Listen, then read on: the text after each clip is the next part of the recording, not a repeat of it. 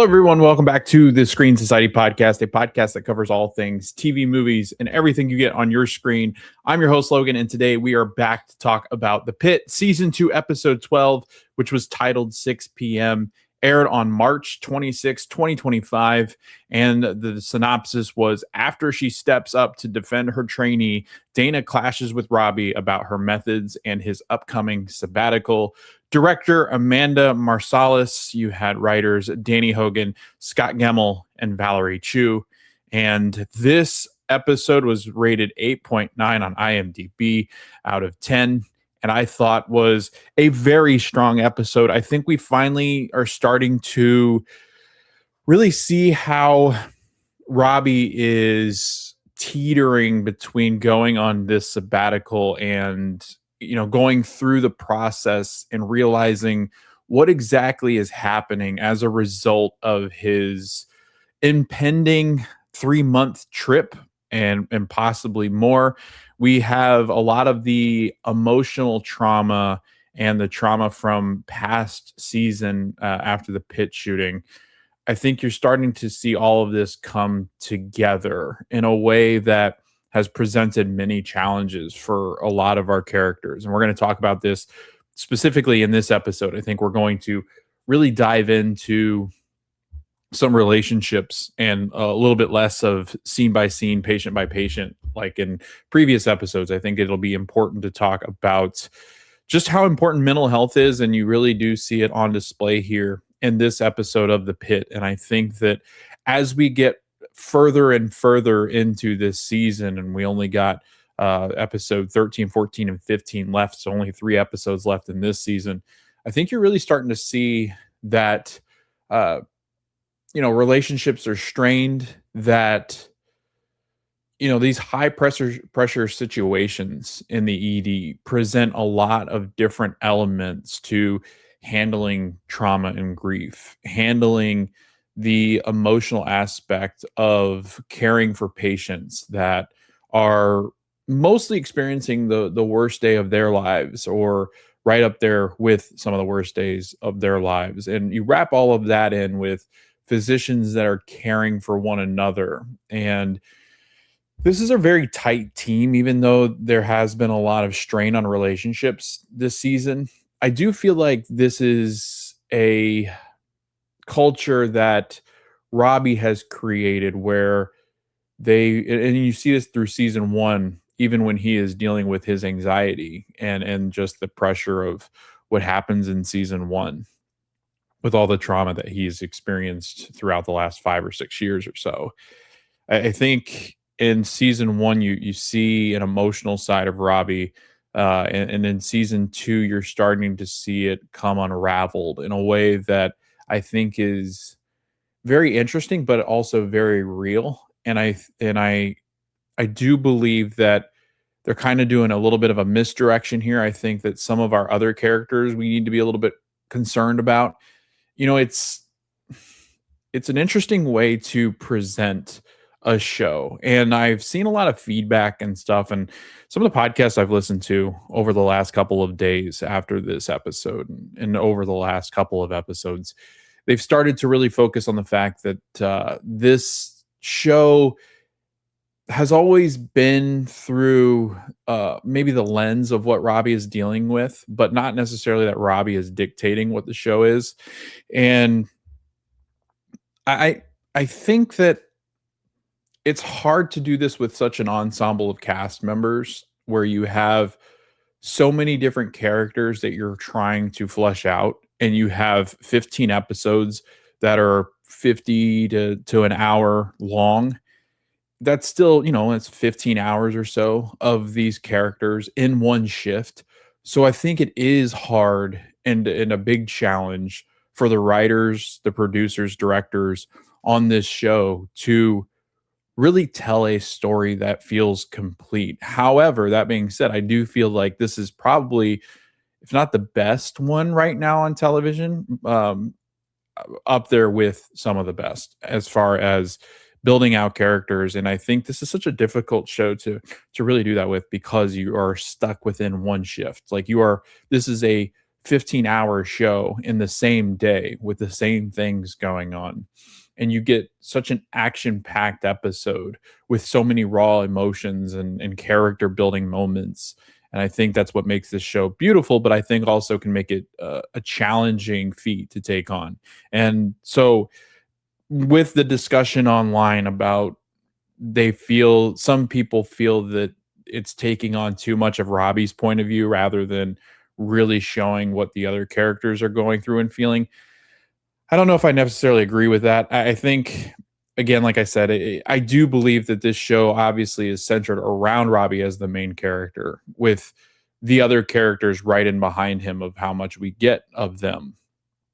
I just still don't, I feel like that he really carries the show as far as the character's concerned, and I feel like Dana does too. And I think we've gotten a lot of Dana in season two, and I think Catherine Lanassa is stealing the show when it comes to just how good of a performance she's given in season two, much like Noah Wiley gave with Robbie in season one. I think that they're very comparable in the way that they really can command a scene. And anytime that they're both in it, or anytime that one of them is in a scene, you can really see just how great they are at what they do. And that's not knocking against anybody else. Everybody else is great in this show as well. But I do feel like Catherine and Noah are in a kind of a league of their own, because and we get a really cool discussion between the two of them, and one that I found to be very interesting. And it takes place over throughout the whole episode. It's an ongoing dispute and conflict that they're having,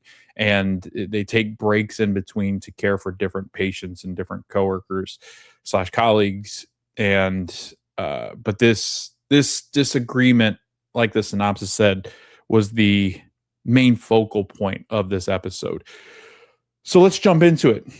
We're going to start by talking about Catherine Lanassa's Dana in this episode, because we came out of last episode after she was responding to a code. I think they call it a hula hoop.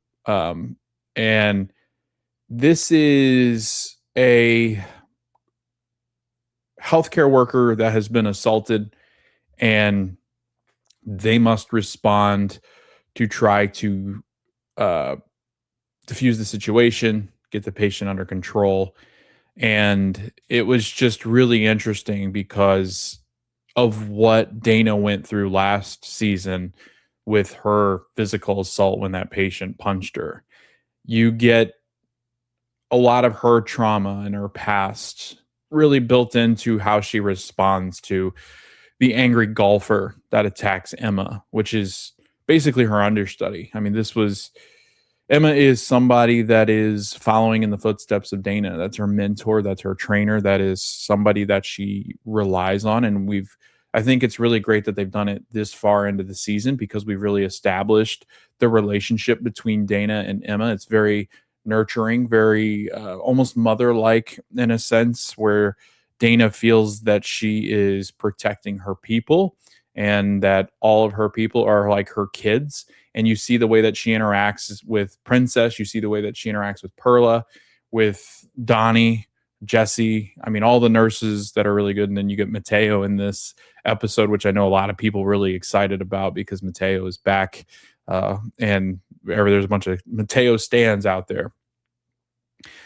And you can tell at the beginning of this episode that this is really going to impact Dana in a way that's going to cause her to reach her boiling point. And I think that's where we've been set up for this whole season, is everybody kind of reaching that boiling point. I think there's only a few characters that aren't really at the edge right now. And honestly, I feel like Whitaker's not really gotten to a point where he's kind of boiling up there. There's not really a whole lot there with him. He's just kind of that stable force in the ED right now. I think even Al Hashimi has it's taken a toll on her, having to figure out what's going on in this emergency department, working with Robby, working with the different physicians. She identifies a lot of problems that are currently on the surface inside of the ED.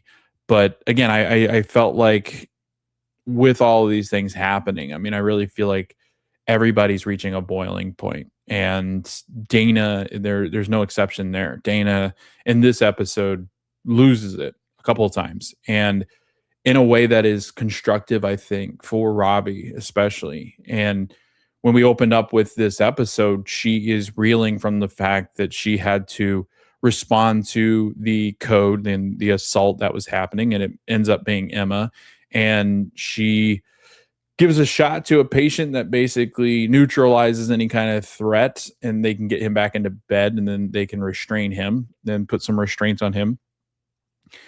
But when she does respond, this is not, I forget the exact term, or not term, the exact name of the drug administered, but from everything you hear in this episode, she's not one that is able to administer that drug.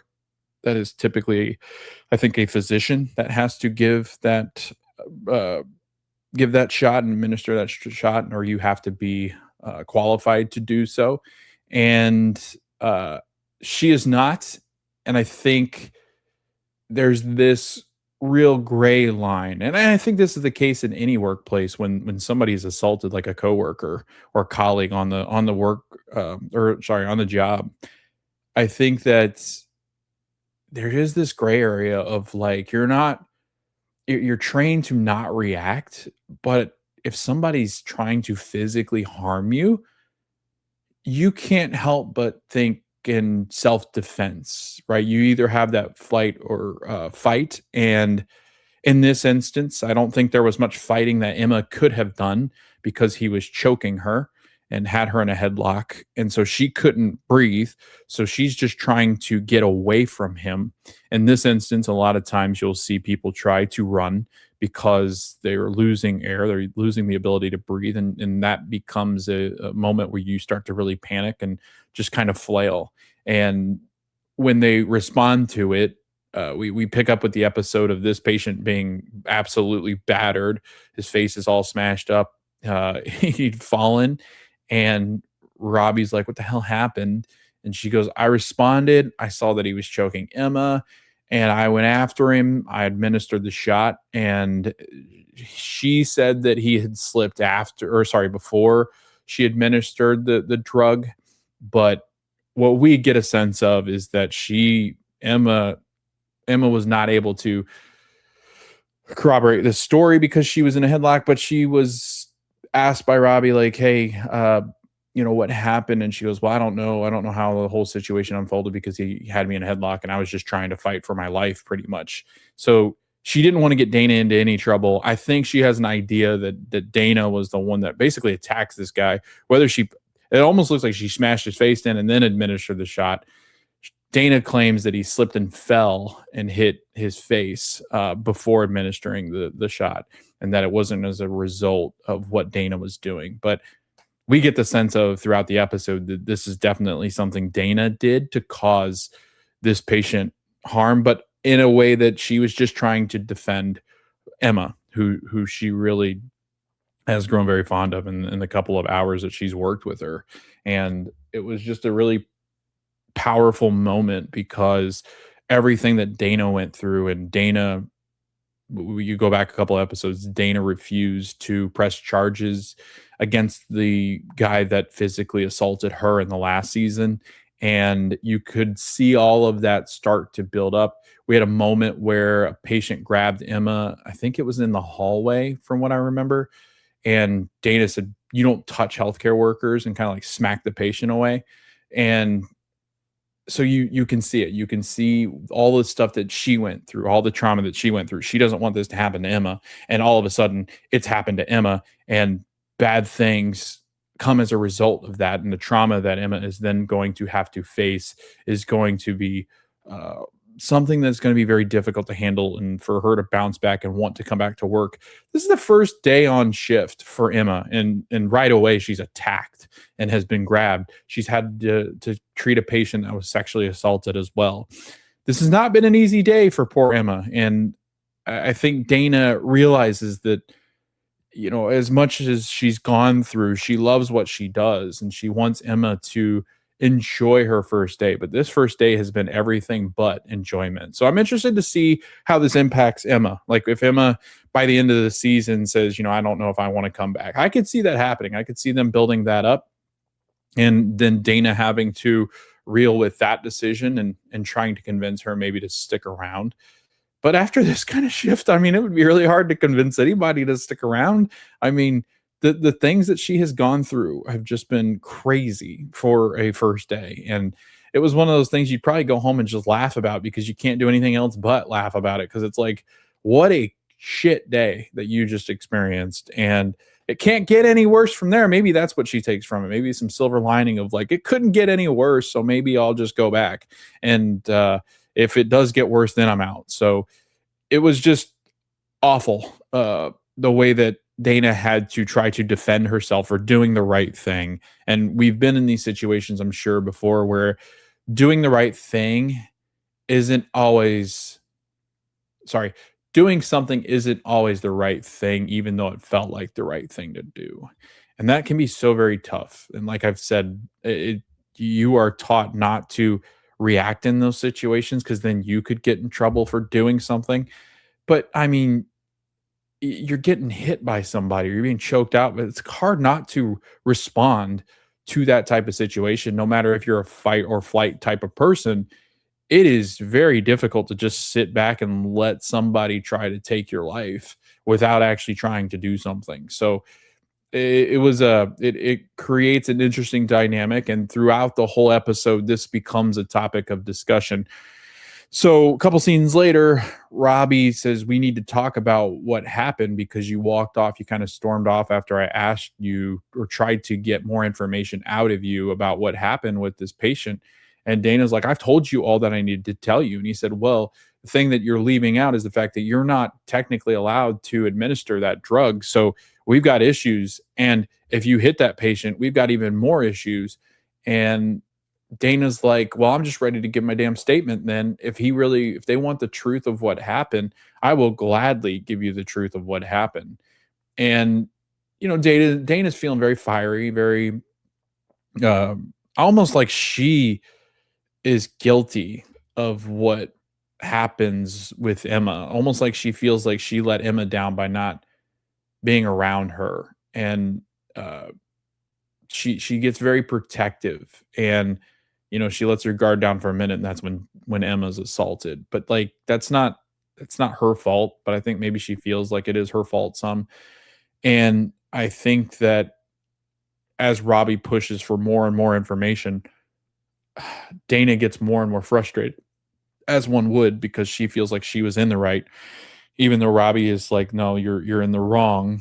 And I think that's what he is insinuating every time that he asks. He's letting her know that he feels like she didn't handle that the way that she should. And uh, there was a mention of, Robby goes, "You're not yourself today, and I feel like you haven't been yourself for a while." And then Dana slaps back at him and is like, "No, like you or funny that you say that because you yourself has not been or have not been well." And that was just a full circle moment, I think, for these two characters to be. And I know, there was an interesting point made on one of the podcasts, is that like all the other physicians, some of the nurses, some of the administration have tried to do this with Robby, where they've been, they've tried to give him advice. We've seen it with Abbott recently.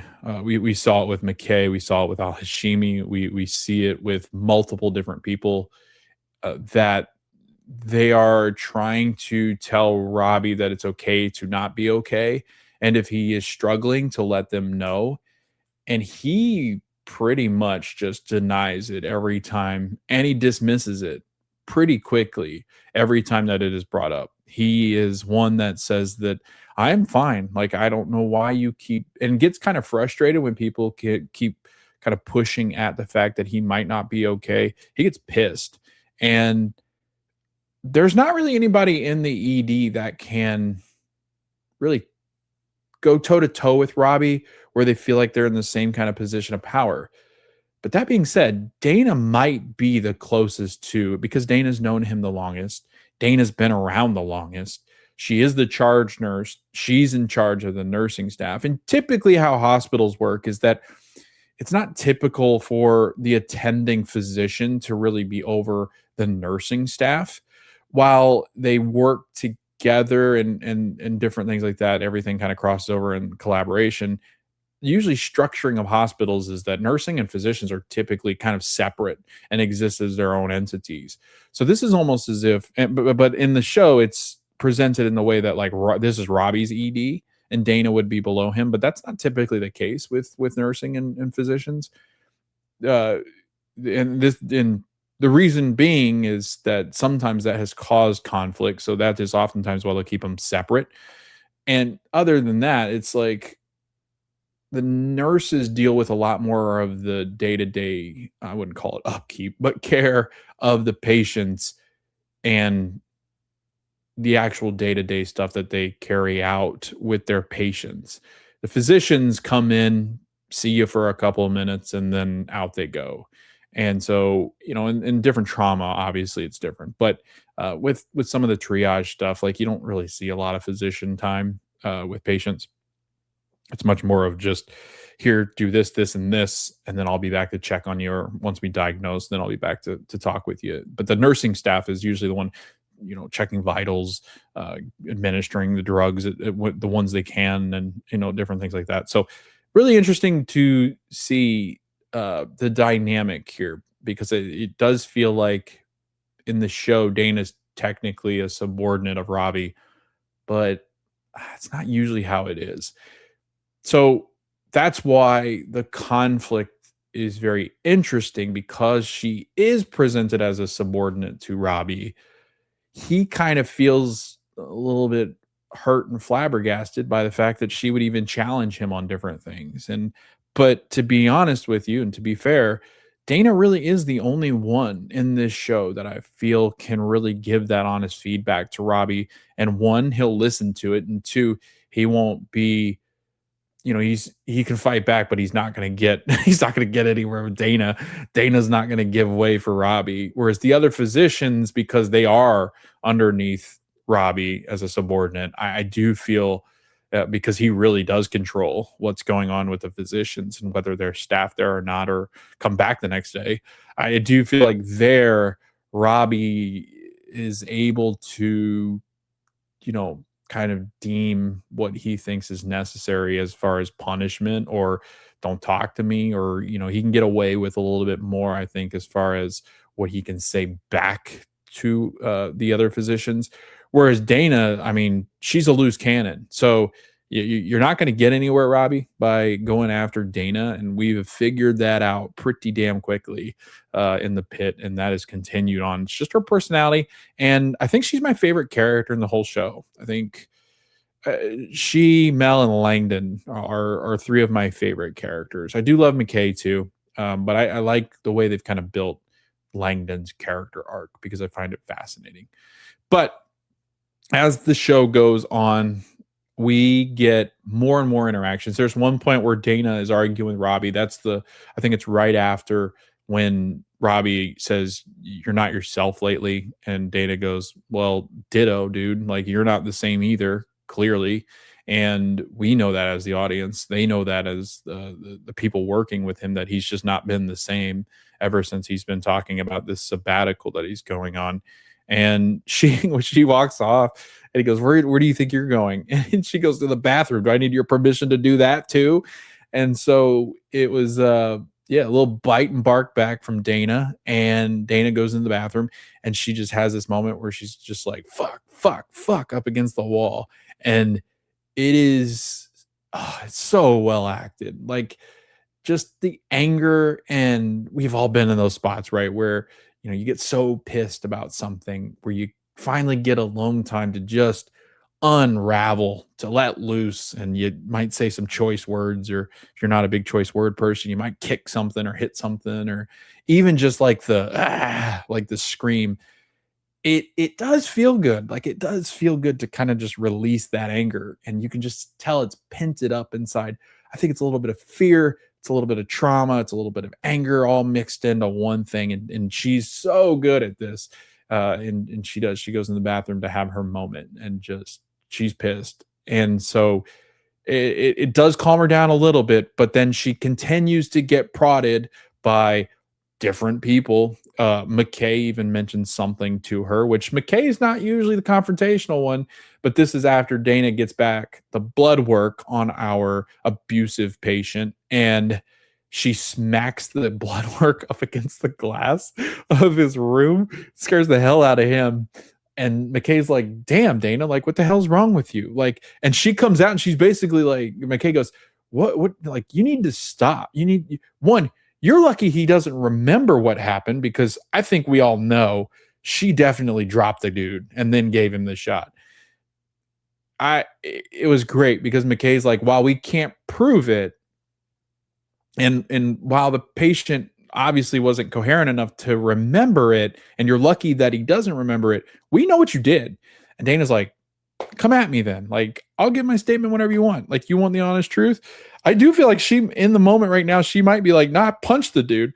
So maybe it's a good thing she's not giving her statement. But this was, it's such a, I mean, the fact that she was interacting with McKay, though, I'm like, McKay's like the least confrontational person in the whole pit. And I feel like she was she was a little bit confrontational here. She was like, Dana, you can't just like drop this dude and you think you get away with it. But we find out, we learn that the guy was intoxicated, but also did some, was it meth? Was it meth or heroin? I think it was meth, wasn't it? Or no, coke. It was cocaine. Meth would have been wild.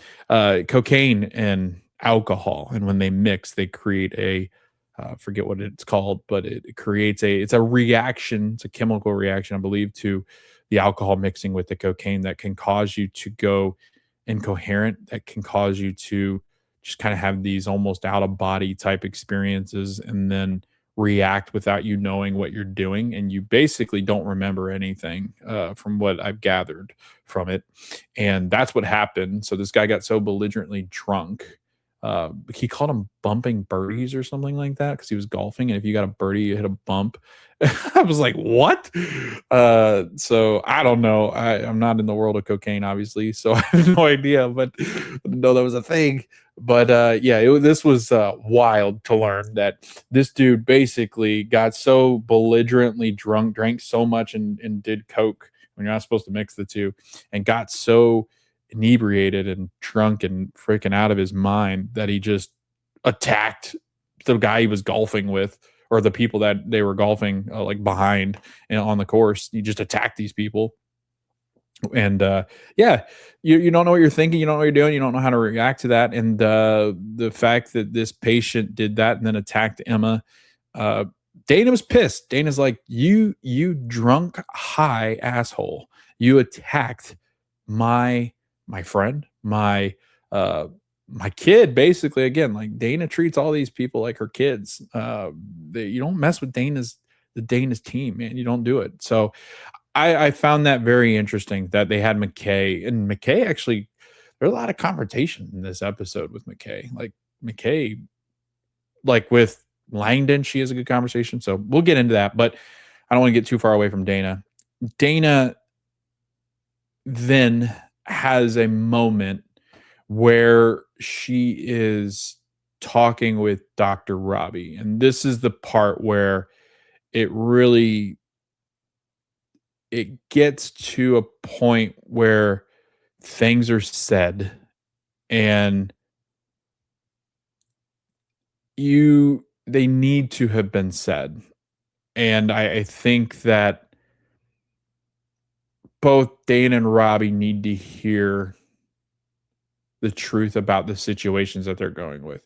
Two very strong-headed characters, very hard-headed, and nobody can really be honest with Dana. Nobody can really be honest with Robby without getting some pushback. But I feel like because those two are very much alike, while they might not appreciate it in the moment when they, because you get it in this conversation that they have out in the ambulance bay. Um, you've got two very strong-willed, very hard-headed, honest people that respect one another, that love one another. I mean, as a friend, and are looking out for each other, and they're very concerned about each other. Robby, throughout this whole episode, has shown how much he's concerned about what Dana is doing. He's worried about the response that she had with this patient. And so he is going to be more focused on the fact that Dana's not doing well and that he needs to try to help. Because he's been trying to help everybody in this whole ED except Langdon and Al Hashimi. But Robbie's just kind of been trying to care for everybody throughout this whole season. And we talked about, like, you need to take care of yourself before you take care of others, because you can't give them what they need unless you've taken care of what you need, as far as mental health is concerned. So that is something that is happening throughout the episode. We get the flip side of it where Dana has noticed things that Robby is saying. And we get Robby interacting with different people in this episode to continue to show that he's kind of in this weird space of, like, do I stay? Do I go? Do I really want to go? Or am I just leaving to run away from my problems type of thing? And I think this is the misdirection they're having in the season, because we'll get to somebody else that I think we have even more of a problem with, that we're not fully aware of just yet. But Robby and Dana have this interaction out in the ambulance bay as Dana goes out for a smoke. Said she'd quit, but she clearly hasn't. She's out there smoking a cigarette. Robby walks out, and Robby then states the fact that he knows she's been carrying around, I think it's Versed, is the drug.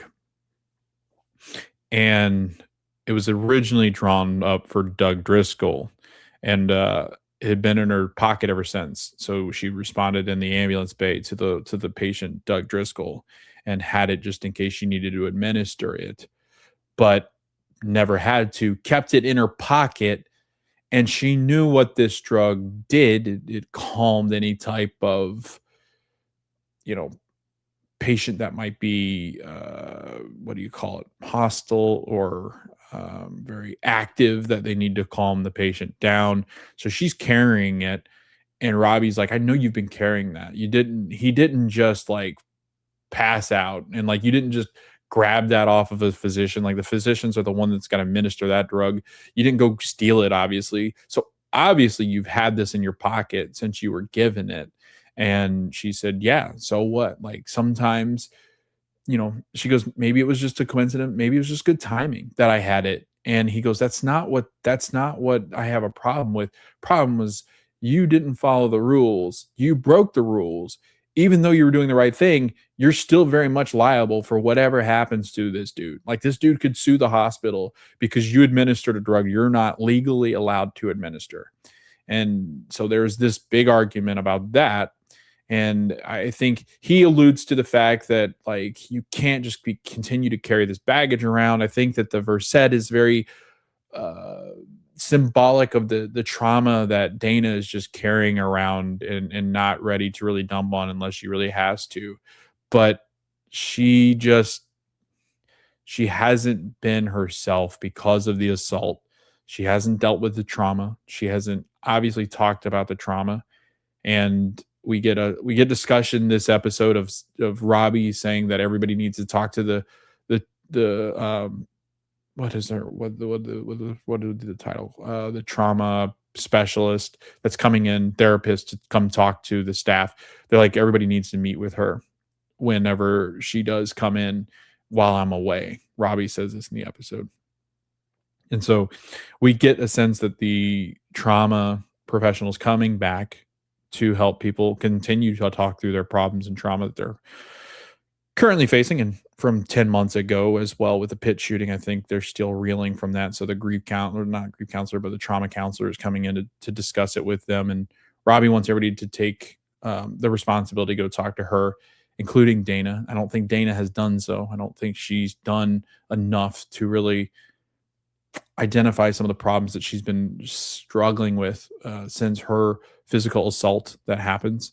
And same could be said about Robby. And she flips it around on Robby. Like, basically, you think that, and I mean, this has been a running thing in Duke as well. His motorcycle mechanic, he says the same thing. It's like, you know, you you can't use this trip to keep running from your problems. The trip is not going to do anything. He she Dana basically says that you're going to a place that's almost like smash your head in kind of stuff. Like that's what it's almost, she goes, that's what it sounds like it's called. I think it's Alberta, but Dana over exaggerates and goes basically like you're going to you're pushing yourself to an edge where you could kill yourself on the bike or like, not worse. There's nothing worse than that. But it just, you really are getting to a point of no return. And you think that this trip is just going to magically fix you, that this trip will just heal all emotional trauma that you have been dealing with. That's not how that works. And Dana is very aware of this. She goes, What are you going to do? Just get on this bike right off into the sunset and then never return? And Robbie's like, well, I mean, you were running from your problems as well, but it's very much this double standard for both of them, where they are holding themselves less accountable than they hold in others, and it's just a fascinating uh, character dynamic. It's a fascinating parallel that both Dana and Robbie are going through this season, and you continue to see that in this argument. And she does. She's accusing him of like Langdon, this poor kid, like you've been torturing him for facing his problems, doing what he needed to do, trying to apologize, but you won't have any listen or ability to listen, patience with him. Like you're giving him no leeway, yet you want leeway. So it's a real weird double standard that Robbie has set where it's okay for others to not be okay. It's not okay for like Moen to not be okay. Like it's a very weird, like Robbie's all over the place in this episode and in this season. Just like who he gives grace to and who he doesn't give grace to is wild. I still don't really understand the Moen thing as much because he even gives Moen advice in this episode. But like Dana is adamant about the fact that like, dude, you have so much such have such high standards for others, but not yourself. And high standards can even be like, the work that they do, the work that they present to do, the professionalism that they have. But also like he holds them to like a mental health standard and like emotional standard as well. And it's a very, very interesting conversation to have because it is. It's like they all cannot feel the same things that Robbie feels, and Robbie holds them to that. So I hope that makes sense. It's just a wild concept to me because I've dealt with not crazy trauma, some a little bit, but like I'm not one to really think that I can run from it. I try to face it. I will bottle it up some, but I will not try to run from it. Like I will try to take on conflict in my own way, but I usually do take on conflict. It's just internalized. Whereas Robbie is much more of like, he gets very upset.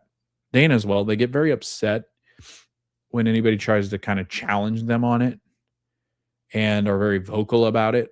But like it's crazy because they find so much importance in other people's health and mental health and that they need to talk to somebody but not themselves, so you can hold other people to that standard but not yourself. It's kind of strange, but I know some people do it. Like some people do hold themselves to less of a standard than others because they're afraid to maybe face some of those demons that they have. But there's been a lot of conversations about, and even after this episode, there's so much more to what Robbie is dealing with, but there's a lot of discussion online of like people protecting Robbie, like, think about all the things he's going through. But then there's on the, the flip side that I think is also valid, where just because you're going through this doesn't mean you have to treat other people like shit. And I think that is uh, very real, because I think oftentimes when we are struggling with things, it can oftentimes leak into our relationships that we have with others, where when we're going through crap, we want to bring people through crap as well. And that's just not the way that it should be. But again, it goes back to what I've been saying all along. I think you can't offer other people help and advice unless you are one to take care of yourself and also listen to your help and advice. You can't be a hypocrite and offer advice, but you also don't follow it. And I think that can be what happens in some of these instances. But everything's going wrong for Robbie. I mean, everything is exploding. And I think, who was it in this episode that basically it's Santos that basically says everything's going to shit around here early out of the episode, which she's not wrong. Everything is going to shit. But I would say more of just like everyone is going to shit, not everything. So we will see what happens as the episodes go on with Robbie, but I still feel like we're in this spot of, I don't think he's actually leaving. Duke confronts him in this episode about basically like, it's funny that you keep wanting to get out of here. You keep telling me that you won't leave until I get to leave. And he said that, it almost makes me feel like you're just trying to find an excuse to stick around, kind of thing. And he's not wrong. Like, I feel like Robbie feels that things will just go to, oh, that's the other thing. The biggest part of that whole argument that I completely almost missed, the most interesting part of the Dana Robbie conversation happens, I think, because of what Duke has said, that you're always trying to run from your problems and that you think you can just fix everything.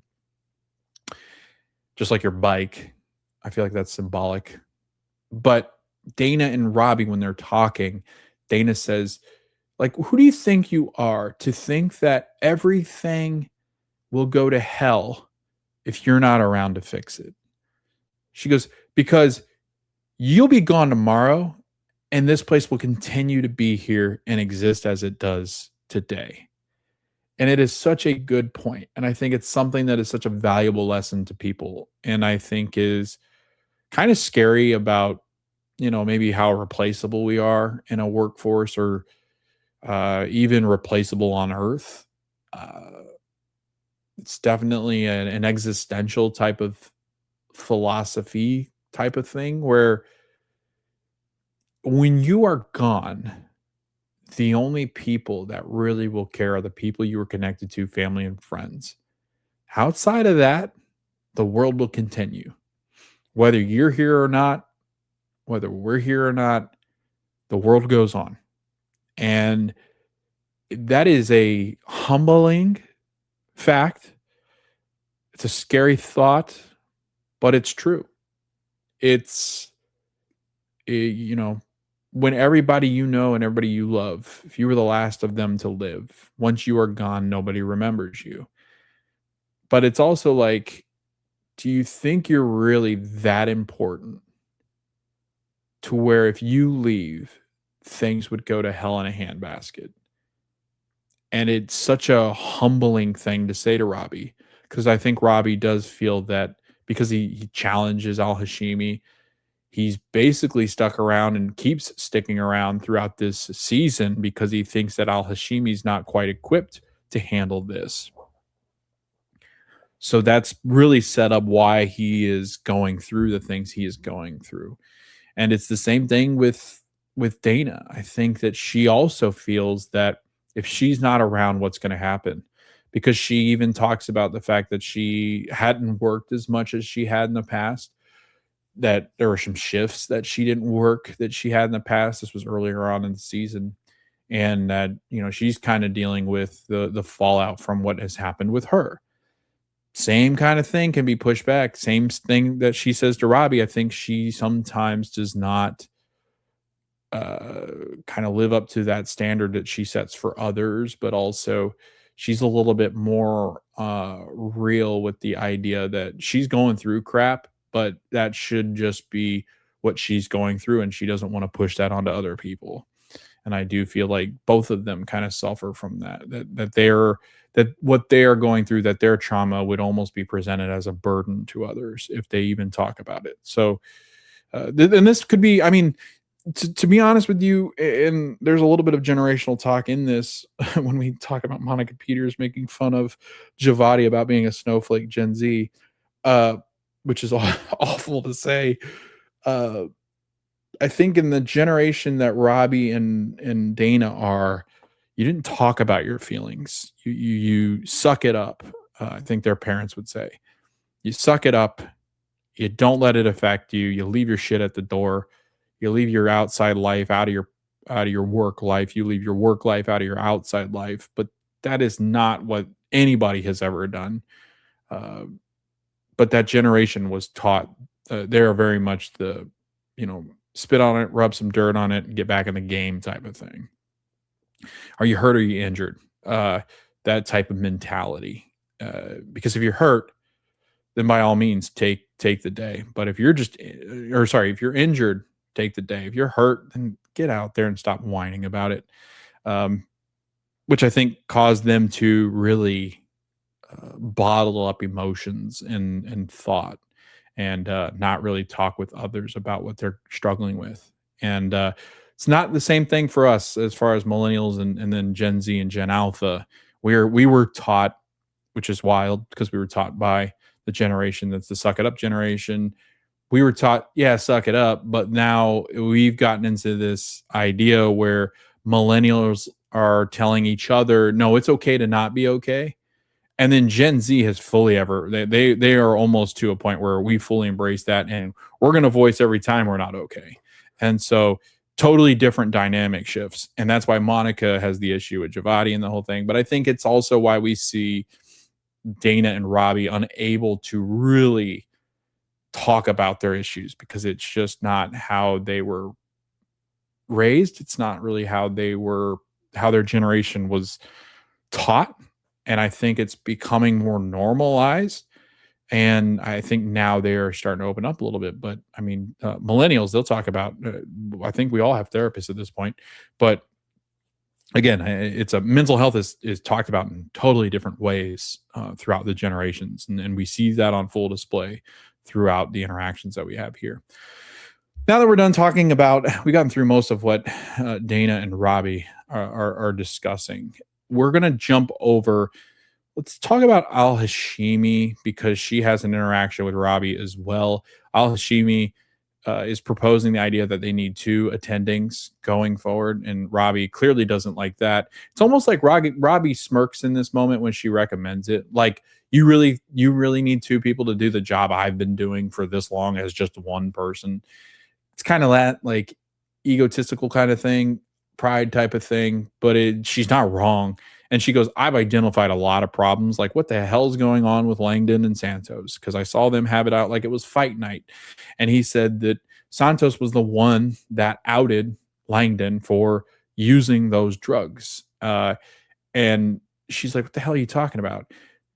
Remember, Al Hashimi doesn't really know what happened. Like, she knows that Langdon's on rehab and that he's recovering from some type of addiction. I don't think if she's ever been told it was benzos. But if she was, that's all she was told.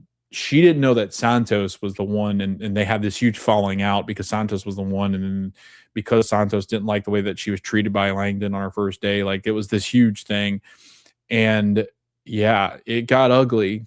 Al Hashimi is basically like, Robbie, just because you think that you can do this all by yourself doesn't mean you have to. She even says it to him, like, this is for your health and everybody else's health, that we need help.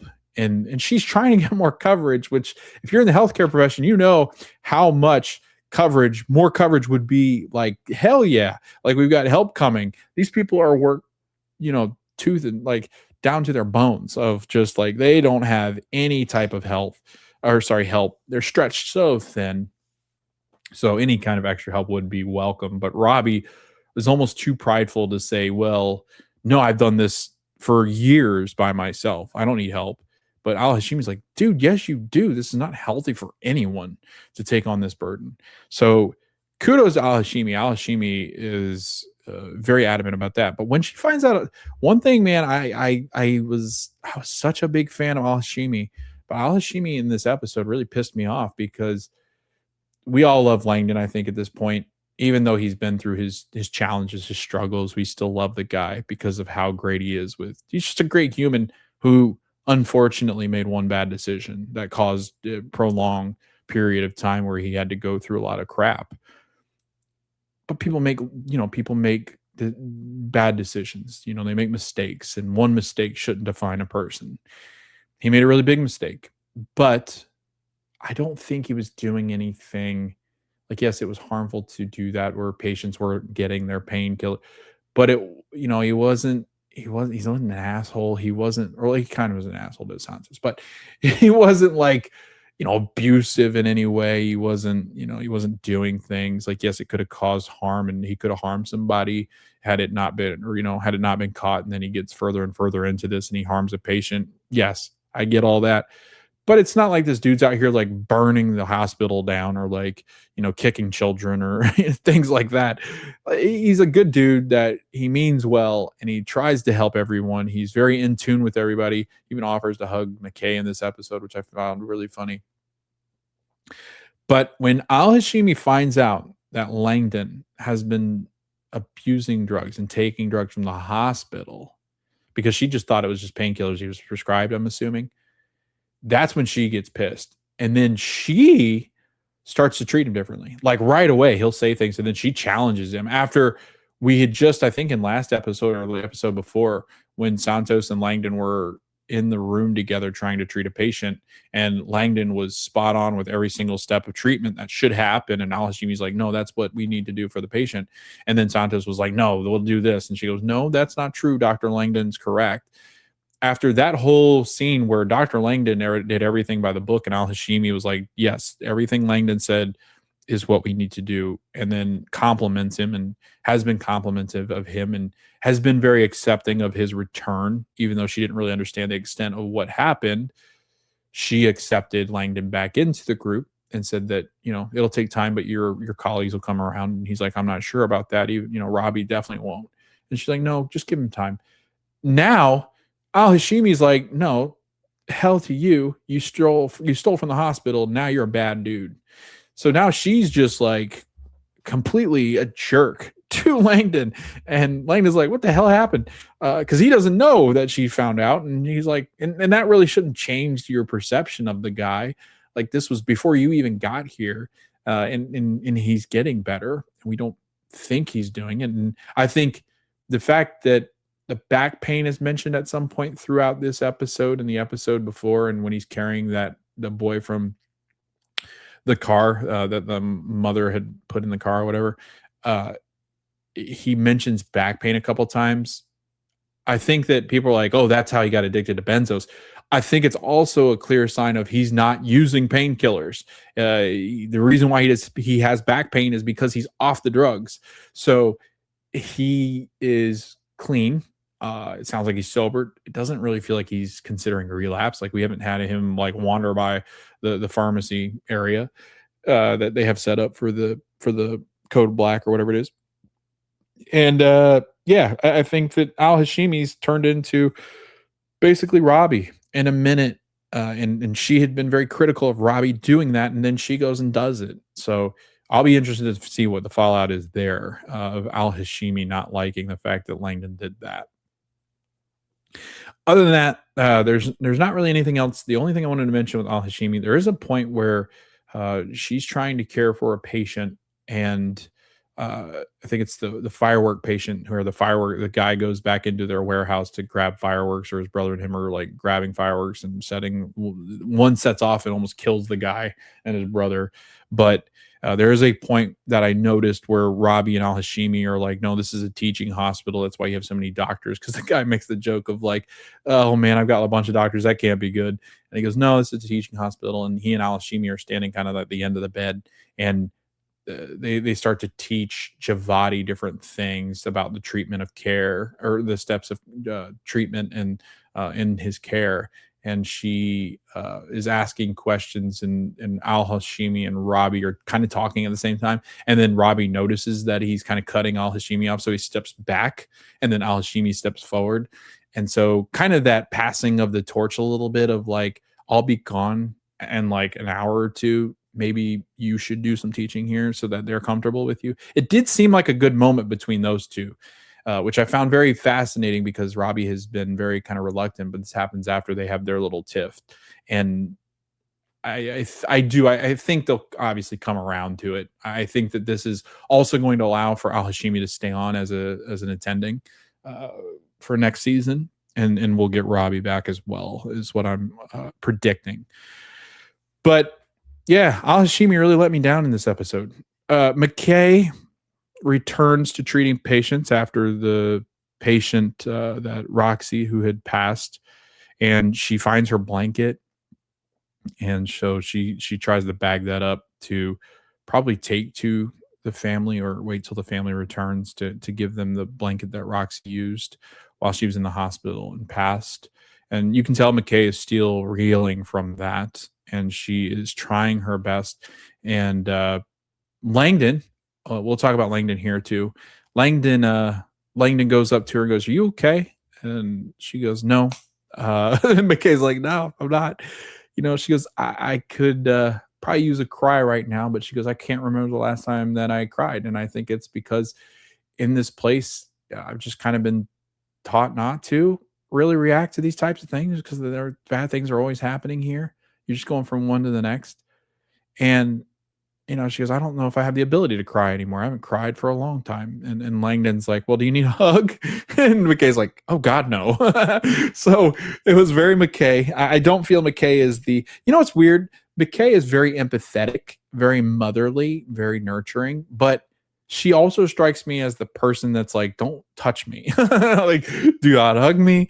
When I'm crying, leave me alone. I don't want to be touched. I don't want to be hugged. I don't want to be cared for. I just want to be in my element and by myself, and give me time and space, and I'll come back around. But leave me the hell alone. That it is weird of how like nurturing and very kind and patient she is, but also you can tell the touchy feely stuff's not really her thing. She gets on to Dana. McKay's really good in this episode. You do get more Langdon of like, Langdon just really cares. We have a patient that comes in where I think he was supposed to get insulin drips. His son actually drives his truck that about hits Whitaker and Javati out there in the ambulance bay. And they get the patient out of the truck. The patient is not breathing. The son is driving. I think he's like 15. He just got his learner's permit. He said he's driven over an hour and a half because hospitals by them closed and they didn't know they closed. And so they drive an hour and a half. He gets the care for his dad. They end up saving his dad's life. And Whitaker, Javati are really good with the patient and the father, or sorry, the father and the son, the father being the patient. And then Langdon, says that you saved your dad's life by driving like a maniac. And he goes, "Yeah, it's pretty impressive. He's only been driving for a couple of weeks or months now. He's 15, just turned 15 or 16. He just got his permit." And so this kid, they call him like a Fast and Furious moment, Whitaker. And, it's a really cool moment. They basically tell the kid that you saved your dad's life by driving, even though you probably broke a lot of laws on the way here. You saved his life, and you should be proud. And I think the dad is very appreciative, obviously, of his kid, and proud of the kid. So that was a cool moment. But we do get a lot of Langdon just being a really great person. And it's, as the audience, you're like, how can anybody dislike this guy? And I get what he did is very bad. But again, like, people make mistakes.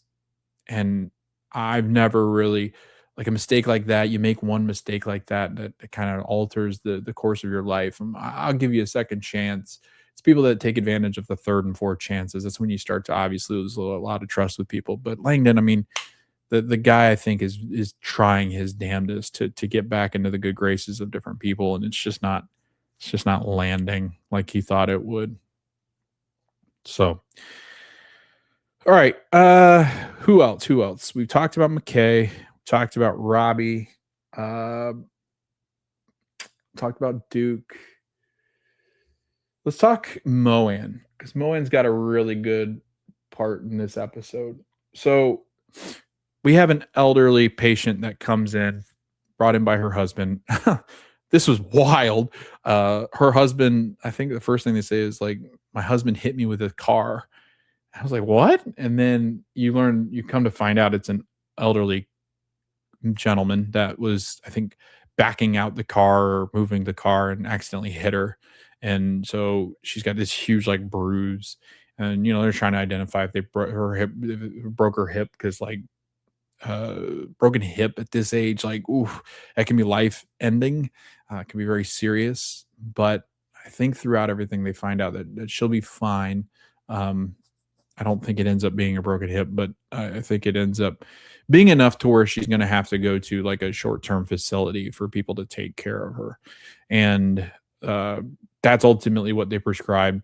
That she will recover, but she'll need some short term assistance, and it could be months at this point.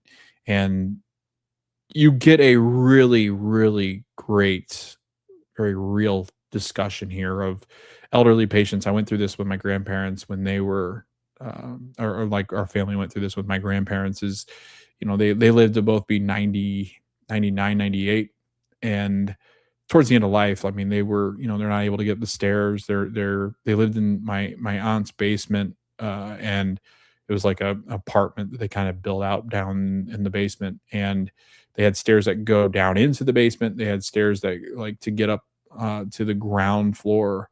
They had stairs, and to get outside, they had stairs to get up to their vehicles. So they had to have like they had to have the chair lift and different things on the stairs. And eventually, they just it was too much on my aunt and uncle are in their 60s and like they were in their 60s and 70s as they're starting to care for my grandparents, approaching their 80s, and they couldn't take care of them. So you know, it, you have to make the choice. And I think this has got to be so tough. And this was a great line. Probably the best line of the whole episode was the older gentleman who accidentally hit his wife with a car. Not his fault. Didn't mean to hit her. Balance was off. Equilibrium was off. He couldn't tell where she was, the depth and where she was. And so he accidentally hit her. And they said that they'll probably suspend his license and he probably can't drive anymore because of what happened. And they're both going to have to enter into some kind of living facility because they can't take care of one another. Uh, and they're talking about how nice they are, and he goes, you know, I don't want to do that. And then the daughter comes in, or their daughter comes in, and she's like, no, I want them to go to an assisted living home. And they're like, I don't think I can do that.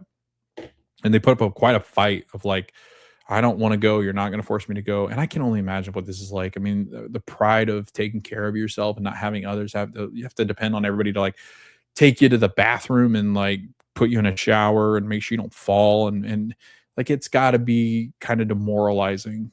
But getting old, I've always said getting old sucks and there's nothing you can really do about it. I think that especially the generations that are older right now, were also the tough it out kind of generation, very independent, very uh, they're not very reliant on others to get them through. Whereas I think as time goes on, it's never tough to rely completely on somebody else. But I think we're getting better as a society, being like, and especially because these living facilities, a lot of them now are starting to the senior communities and the living facilities are getting a little bit better.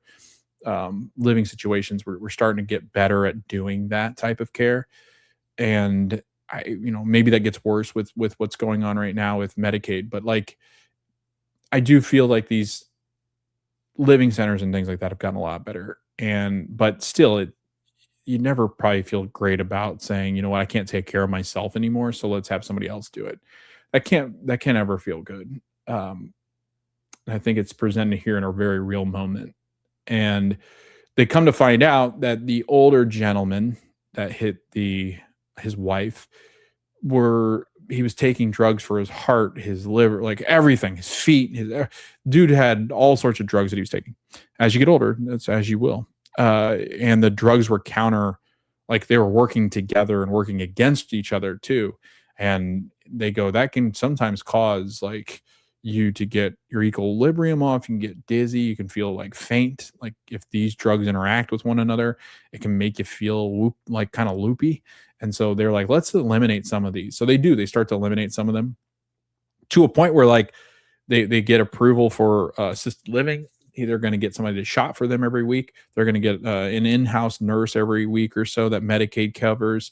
So Medicaid covers still quite a bit of that stuff. And so basically, they're going to get to stay at home. And the daughter is very appreciative of this because they're like, they ask her to move in. And she's like, I'm not doing that. I have a full-time job. I think she says she's a kid. Like, I can't do that. I can't take care of you guys too and do all of this in my life. And that's got to feel bad as a kid because you're like, I want to take care of my parents, but like, be realistic. How much care can I actually provide them? Then the minute I'm not there to take care of them, they try something and fall, then I'm going to feel even worse. So there's that dynamic of it too, where you can't, the kid wants to take care of them, but she doesn't have the means to take care of them. So it's a lot of work on her. It's a lot of stress on them. It's never a good idea. And so they decide that, yeah, fine. We'll that's great. If we can get somebody to do that every week, shop for us, if there's a nurse that comes in to see us every week or two, that'll be great. Like they're getting home care so they can stay at home and stay in the comfort of their own home and not have to go to assisted living. Then came the best line of the whole thing. The guy said, thank you, when they tried to basically, at first they were like, no, you need to both go probably to assisted living, to now Moan and I think it's Moan and Mel find an alternative where they can get help at home and not have to go to assisted living. The older man is very appreciative of this. And he says, thank you so much for finding us a solution that we both wanted. Even though it's not ideal, thank you. And he goes, what's tough is that old people remember what it's like to be young and understand what it's like to be young, but young people will never understand and can never understand what it's like being old, which is pinpoint accurate as one could say. I mean, it hit the nail right on the head of like, absolutely. We oftentimes, I think, as our parents get older, grandparents get older, we're like, well, just do this. It's got to be this is what you're going through. This has to be. We don't understand that. But flip opposite, they understand what it was like to be 30, trying to figure out the world, 20 to figure out the world. So yes, times do change and things do change, but like we will never understand what it's like to be older. Whereas it's the opposite, where we're older, we could actually understand what it was like to be younger. So a very, very good line from that guy. And it was a really good moment in the episode. Mel, we don't get too much from Mel in this episode besides the fact that she's helping Moan. And Moan, I think, is going to get into geriatric care where she's taking care of older patients. I think this all has to do with her mom. We haven't quite figured out still what is going on, except that her mom's moving out of the house because she can't really stay in that house and it's not suitable for her. And we do get some hints as to maybe like there might be something similar where her health is not as great. Moan wants to move closer to them because her mom and I think I can't remember if it's a stepdad or like a boyfriend or something, that they can't take care of themselves as well anymore. So Moan wants to move closer. That's why she was looking at fellowships over on the East Coast to see if she could closer to them on the East Coast because they're already on the East side. But to take care of her parents. I think Boston is where they are, but her mom's moving out of her childhood home, and that's why she keeps calling her throughout these episodes. And I think Moen's struggling with that some, and I think she's relating to older people because like she kind of sees that. So I think she's gonna have a really good moment with her mom coming up at some point in this season. All right, what else? Whitaker, not really anything there either. The last one I want to talk about, Santos. So Santos in this episode, she finds out that Whitaker is going to be moving out and house sitting for Robby, and is not happy about that. And we pretty much get to a point where Santos is not admitting it, but it sounds like she's going to really miss Whitaker moving out. And I think Whitaker is just going to stay. He's not going to go stay at Robby's house. He's going to water the plants and still stuff like that. But like, he goes, just admit that you're going to miss me. And she goes, no, I'll never do that. But clearly Santos likes the company and the friendship, because I think how we're being misdirected this season is everything can kind of show on the surface. Like clearly Robbie's going through something. Clearly Al Hashimi goes through something. Langdon, Mel, Moan. But what we oftentimes are missing are the subtle hints that something isn't right with the person that seems to be the most stable of the core. And that's why I really think that mental health is very important to understand that like not all signs are physical or even verbal. It's the quieter ones that oftentimes we miss. And I think we're missing something here with Santos. I know we've identified that she had struggled with suicidal thoughts. I think at one point she was been cutting. I think we see that in the bathroom when she goes to the bathroom in one episode, like on her legs. She's little gash marks. And then we see her in this episode go into one of the supply kits and grab a scalpel. I think she's been cutting. I think that she is overwhelmed. She feels alone. She doesn't feel like people love her. Remember, Garcia is just, they're just banging. They're not actually an item. They're not in a relationship. And I think she's, she's really finding a hard time finding people that really like her. She's dealing with the fallout of her and Langdon. She feels like an outcast, I think, because of what she did to Langdon, because she mentions the fact that she's not appreciated by everybody else because of what she did with the golden child. And again, I think that we are being what do you call that? Duped, I guess. I think Santos is the one that we end up having some major issues come out towards the end of this season, and I think Robby sticks around because of it. So we'll see. We'll see what happens, but I really do feel like Santos in this episode presents so many reasons as to why she's struggling and continues to voice that in not maybe the most clear way, but like she's really struggling and nobody's identifying it. So I think Whitaker is the closest one that has been to identifying that something is wrong in this conversation that he has. But yeah, I don't think we get any more of her and Langdon. I don't think we get any kind of interaction from there. But yeah, there was a lot that happened this episode. This is already an hour long podcast episode. So I'm going to leave it here. Javati is still a lot of pressure from the outside of not picking her next step in her medical journey. She's only 21 though, but the pressures are really starting to build with Javati. Ogilvy wasn't even in this episode. Quan, we got very work-life balance. She leaves right at 6 and goes, I'm not sticking around for you crazy people. Like, you guys are nuts. Basically, y'all need help, and you're not aware of that you need help, but I know that I can keep a work-life balance, and I'm a healthy person when it comes to mental health. So I'm going to get the hell out of here before it starts to eke in or, seep into my psyche and stuff. So I'm get the hell out of here. She leaves. She's gone. She's like, I'm gone. Princess left during this shift. So they're getting the night shift in. We did get the return of Mateo, and Mateo goes, dude, I left you guys in great hands. What the hell did you guys do? You fucked it all up. Dana's like, hey kid, like we're just trying to get by. And then he says, Dr. J, what's up? And then they get the funny joke of Javati's like, who's Dr. J? Isn't he like some kind of sports thing or something? And Dana goes, you don't know Dr. J, one of the best Sixers ever, which I thought was a really funny joke. But yeah, I don't think there's anybody else that really we want to focus too much on. But I'm going to end the episode here because it's been really long. And, it was a lot of focus on Dana, Robby, Al Hashimi, Robby, Langdon, and crew. And then also kind of the fallout of all their trauma that they're dealing with. So in Santos, I think we're really building up for a really big Santos episode coming up here. So we will see you in the next episode. Thanks for watching. Thanks for listening. If you haven't seen us, we're over on YouTube. You can subscribe and like over there at the Screen Society Podcast. We are also anywhere you can find your audio version of podcast. We appreciate the support so far. It's been a lot of fun. You guys have left some good comments over on YouTube. Sorry if I missed some of the information. Sometimes it can be such a whirlwind of a shift. I try to do my due diligence and watch the episodes as many times as I can.